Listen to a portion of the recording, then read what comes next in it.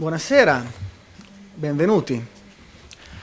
Devo dire che ho molto piacere nel vedere molte facce che non mi sono note, perché così posso presumere, credendo di essere nel giusto, che non siamo tutti psicologi, ma ci sia il tessuto produttivo, imprenditoriale, quello che lavora, che poi è l'oggetto della psicologia di cui si parla oggi. Fare un seminario interno di formazione sulle metodologie in psicologia del lavoro, ne abbiamo fatti tanti.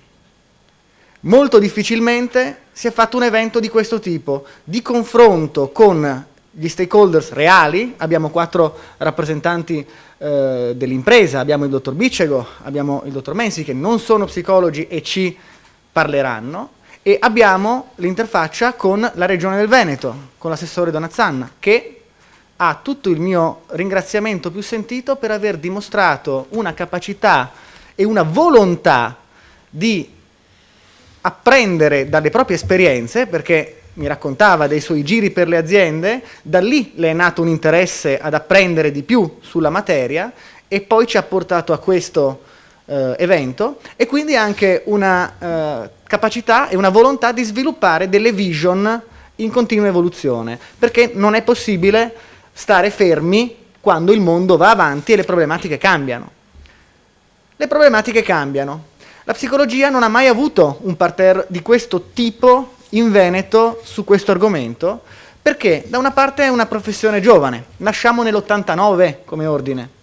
Prima era molto rarefatto, era difficile. Antonio Bicego magari poi ci racconterà, lui c'era prima della psicologia e studiava le questioni della psicologia prima che esistesse la facoltà di psicologia e l'ordine degli psicologi. Ma oggi abbiamo una formazione molto scientifica e molto standardizzata, quindi lo psicologo oggi è un professionista ordinistico, sanitario, ma non nel senso di medico dei matti, ma professionista che si occupa della salute, del benessere e anche della funzionalità, del funzionamento della persona e dei gruppi. Si definisce sanitario perché stiamo sotto la vigilanza del Ministero della Sanità, non perché ci dedichiamo soltanto alla clinica, così come in realtà non lo fanno tanti professionisti sanitari, solo quello.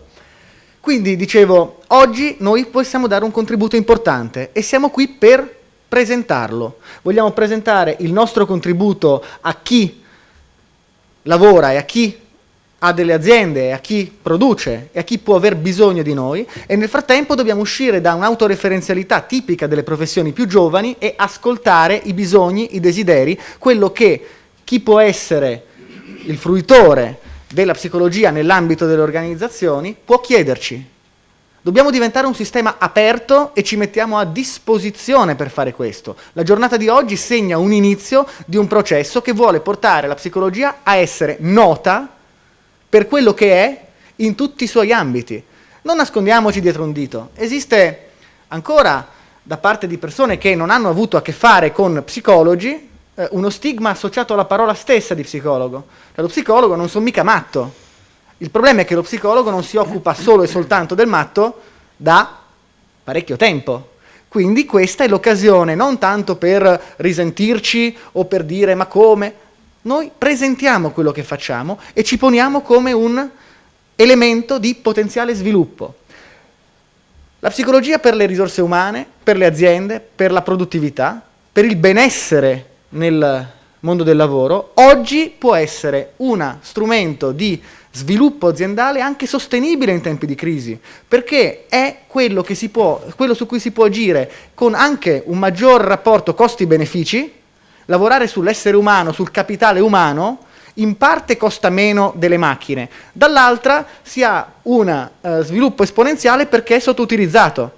Generalmente quando si parte da zero si ha molto incremento in breve tempo perché si parte dal basso. Oggi noi possiamo fare questo e ci poniamo come una forza che si premetta di fare questo lavoro. Pensate che l'ultima volta che l'Italia ha avuto veramente un vantaggio competitivo nel mondo è stato quando ha messo l'uomo al centro di tutto, di qualunque cosa, dell'arte, della cultura, del lavoro. Si chiamava Rinascimento. Oggi quel rinascimento non è pensabile, perché i tempi, i modi, la complessità sono completamente diversi. Ma noi, oggi, noi psicologi, abbiamo, oltre a questa idea di mettere la persona al centro di tutto, la metodologia scientifica. Abbiamo una serie di metodi che non sono ancora sufficientemente noti ai più. Quello che fa lo psicologo nelle aziende non è curare i matti, è organizzare processi con al centro la persona. Qualcuno dice che bisogna aumentare il ruolo dell'Italia come paese produttivo, come paese manifatturiero. Ci sta, ma difficilmente riusciremo, non solo della Germania, a tenere il passo della Cina o dei BRICS a riguardo al numero di pezzi che produciamo. Ma nel momento in cui ci focalizziamo sulla qualità, il concetto fondamentale che sta dietro alla qualità è l'amore dell'artigiano, l'amore dell'imprenditore, l'attenzione, la cura che si crea nel fare quei prodotti. Ed è questo che ancora ci contraddistingue. Quello che fa lo psicologo è lavorare sul rapporto tra la persona e il suo lavoro, tra la persona e gli altri nell'ambito del suo lavoro.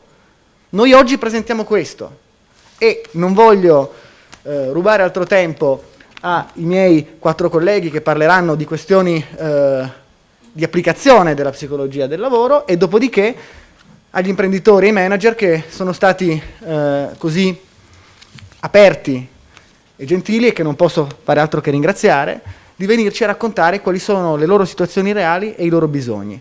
Noi ci vediamo per le conclusioni, vi ringrazio di essere presenti dal vivo o online e vi auguro una giornata, una serata che sia produttiva, concreta e di grande condivisione. Grazie.